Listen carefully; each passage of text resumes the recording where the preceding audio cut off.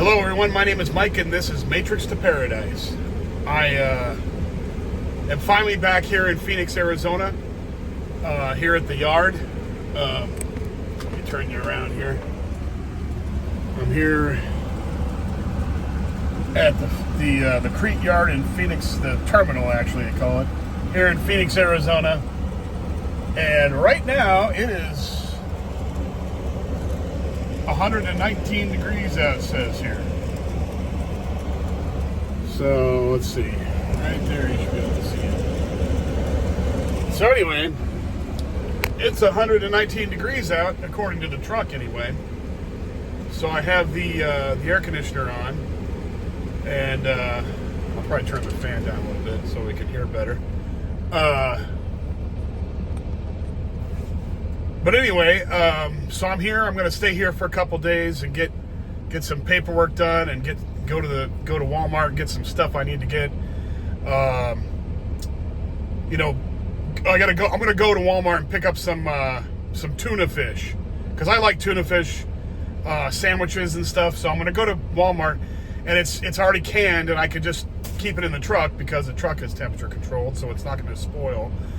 And I'll get some bread and some Miracle Whip or whatever, and I have a bowl and spoons and all that, and I can mix up tuna fish and make sandwiches out of it and save some money rather than keep buying food from, the truck stops. Sorry, I'm like trying to get my brain working again here. Anyway, so I'm gonna do that, and I need some new shoes too. I need some new tennis shoes. And Walmart tennis shoes are cheap as hell. And this all goes along with the minimalist part of what I'm trying to do. Trying to spend as least amount of money until I go over to Cambodia. And Cambodia is going to be the first stop of my slow travel tour. So I'll probably be there for 6 months or so, or maybe even more. And we'll see what happens there. But anyway. So I'm here in Phoenix. I need to fill out some paperwork for my postal pension. Now, I worked for the postal service as a letter carrier for about 14 years. I mean, wait a minute, actually it was 13 years. However, I was in the Marine Corps for 4 years, and I bought back the time, which means I contributed to the postal pension for the time that I was in the Marine Corps, and it adds to my postal pension. So after all is said and done, I think I have 16 years of postal pension, and I did a calculation online about how much money I was going to get. Well, when I got divorced, my wife was vindictive, so she tried to go after everything. She got more than half of my 401k because the debt that we owed on that I owed on my 401k was $20,000. We took out $20,000 of my 401k so we could improve our house that we had bought. But I incurred all the debt, and they just cut it right in half, and I incurred the debt, so I got less of my 401k than she did. And she also got half of my postal pension. However, the postal pension, for what I'm thinking, I'm probably going to get around $200 a month after her half is taken out and taxes and every other crap. I'll probably get right around $200 a month. Well, $200 a month will be great for me overseas because I can get an apartment over there for $100 or $150. That'll cover that. And usually the cost of electricity over there is about $50 a month. So it might be more if I use the air conditioning more, but I'll probably be out most of the time, using other people's air conditioning while I'm there. So, and most of the time I probably won't be there during the daytime at the hottest time of day. So the only time I really use air conditioning will be at night when I'm sleeping, but that's it, So I'll probably save, money on air conditioning. I probably won't spend a whole ton of it, but $200 will go a long way. It'll pay for. If I get $200 a month for the rest of my life, that's going to go a long way because it'll pay for my rent and my electricity while I'm overseas.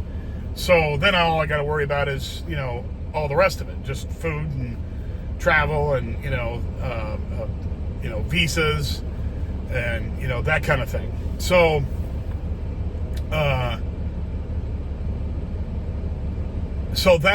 that's what I'm doing. I'm going to fill out that paperwork and send that stuff into the OPM, which is the Office of Personnel Management for the federal government, and get that ball rolling. And hopefully by the time, I'm eligible to start collecting at 56 and 9 months. So 56 and 9 months is September 15th. That's when I'll be 56 and 9 months old. So I'm going to set it for October. So I'm going to send in this paperwork now to get the ball rolling, and then my first check should come in October, hopefully. I know the government, it probably won't show up until then. I'll probably have to fight them for it, or call in there and, raise hell on them people. But anyway, I'm going to get my postal pension. That's all there is to it. Now, of course, my ex-wife is going to get her part of it. But the great thing is that if I go early like this, she's not going to get that much. As if I had waited until I'm 65 or older, she would get more. So this is actually better in that sense, that she won't get as much as she would if I waited for retirement later on, and put it in for later on.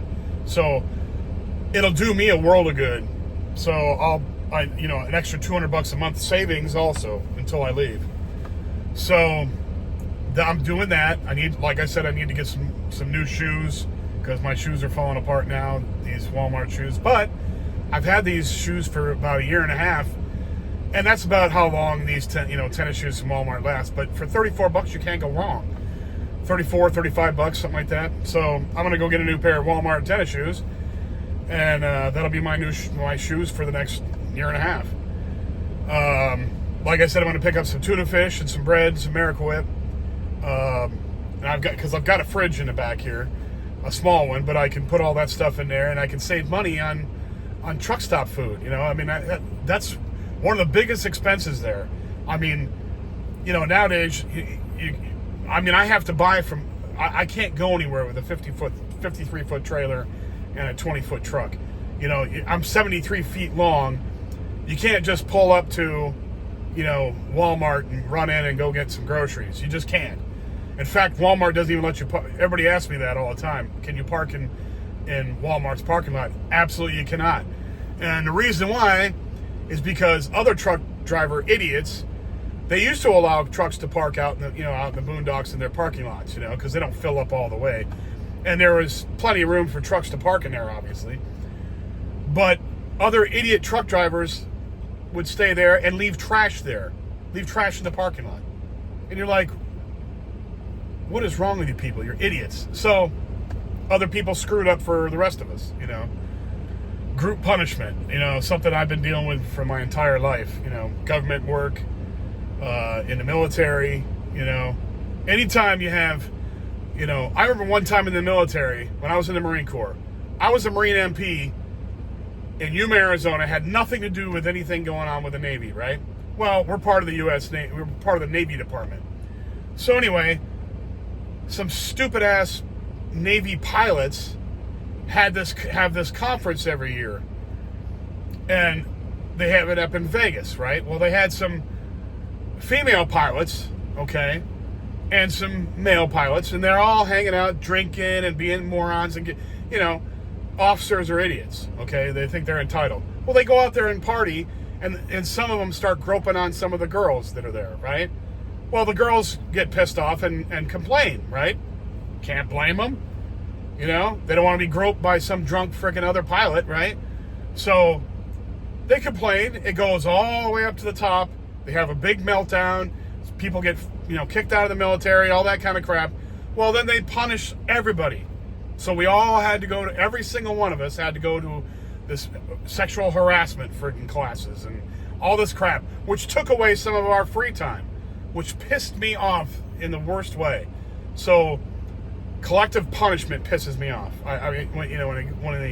When somebody does something wrong, punish them. Don't be punishing me because of something somebody else did. Pisses me off in the worst way. But anyway, and also the government, don't ever get a government job and be married, because if you get a divorce you won't be able, you know, when I was working for the post office, I had a 401k. When I was getting divorced, I needed money, okay, to get a lawyer, because she served me. I told her I wanted a divorce, and then she went out and got a lawyer, and her lawyer figured that, hey, he doesn't have the money to go put a retainer down, because I didn't. So, because she left and went and got an apartment, well, I was paying all the bills for the house, okay? A house that she was going to get half of the equity from. So, I'm paying all the bills for the house. I didn't have a pot to piss in for the I think it was 4 or 5 months that I had to live there without her contributing to the bills. So I was rubbing 2 nickels together to get, you know, lunch every day when I was working for the post office. Well, anyway, I had a 401k, but I had to have my wife sign off on it before I could take any money out of it. That's the government for you. The bastard government freaking does that to you. So if you work for the government and you're married, also, if you want to retire from the post office, you can't retire unless to get your money unless your wife signs off on it. There is something wrong with that, okay? Now, I understand that they do that kind of crap so that people can't just take off and, you know, leave people high and dry, but my wife had a job.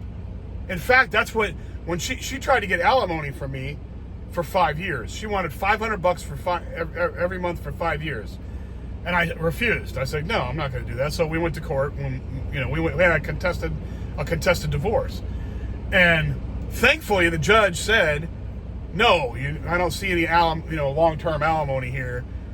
You know, she didn't make that much less than I did with her job. So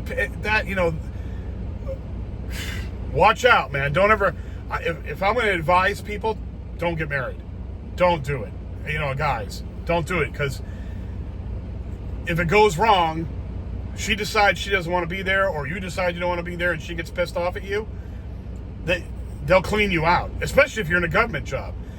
Now, the thing was, for me, the reason I was able to get a lawyer and fight her was because I had a friend who lent me the money, okay? And I paid him off as soon as the house sale went through. But her and her lawyer were trying to catch me before because you only have 30 days to answer divorce paperwork. So they were trying to catch me in a pickle, and I outsmarted them, thank God, because a friend of mine had the money to lend me, and of course I paid him back right away as soon as I got the money. But look at that kind of vindictive crap. But anyway, so she's going to get half of my pension, my postal pension, which isn't much anyway, because I'm going to take it out as early as possible. Early. Because I want the money for that kind of thing. Because I'm going to be living in a totally cheap place. You know, cheap as far as, rent and all that stuff is concerned. And this will help me big time. So it's actually going to hurt her, because she's probably expecting to get that money when I turn 65, and she would get a lot more. But she's not going to. So she'll probably get $200, too. Which pisses me off in the first place. She shouldn't get any of mine. She didn't have any pension. She had a 401k, but she blew it on a car. That was part of the reason why we got divorced, is because she wanted to buy a car, and she went out when I was at work and bought this car. So that's another story for another time. But anyway, so I'm gonna get that paperwork done. Hopefully get that rolling in, and that'll add to my savings until I leave, obviously. And then, because that should start in October, which it probably won't, but I'm praying it will. And if it starts in October, then that'll give me, if I leave in, next summer, that's 7 months of, it's only about $1,400, but every bit counts, right? That'd pay for my plane ticket. So, anyway, that's what I'm doing here in Phoenix. Just enjoying the time, but it's hot here right now. It is boiling hot. It is, well, of course the truck says it's 119, but it's pretty hot here. But I'm still glad to be back in Phoenix, because this is kind of my hometown. I miss Las Vegas, but Phoenix is really my hometown. So I'm back here in Phoenix, enjoying the time off. Gonna make some videos this week while I'm off for for my Sunday and Monday videos. I'll make them here today and tomorrow, and today or tomorrow, and get that all done. And that's about it. Oh, plus I'm able to get some Mexican food while I'm here. I totally dig Mexican food. I never get to have it out on the road because there's no good Mexican food places other than the Southwest. So it is what it is. But I was able to get a burrito today, and that was pretty good. But anyway, that's all I got for now. Just hanging out here in Phoenix, Arizona, hanging out in my truck. I went and visited my aunt today, so both my aunts, and visited them. They're doing good, staying indoors because it's warm out, and that's about it. So, gonna get some stuff done and hang out and relax. And I'll see you guys all on Sunday. So, thank you for watching my videos. If you like the video, please hit the like button. If you do hit the like button or you don't hit the like button, subscribe, because that will help me out too, big time. I really want everybody to subscribe. Just subscribe. I mean, it doesn't hurt anything. It doesn't cost you any money. And it really helps me out, and I appreciate it. And if you know anybody who likes this kind of content about travel, trucking, journey to escaping the Matrix, that kind of thing, the process of where I'm going through with this, then, pass it along to them. I appreciate it. Anyway, I'll come back with more on Sunday, and I appreciate everybody watching. Take care, and I'll see you soon. Bye now.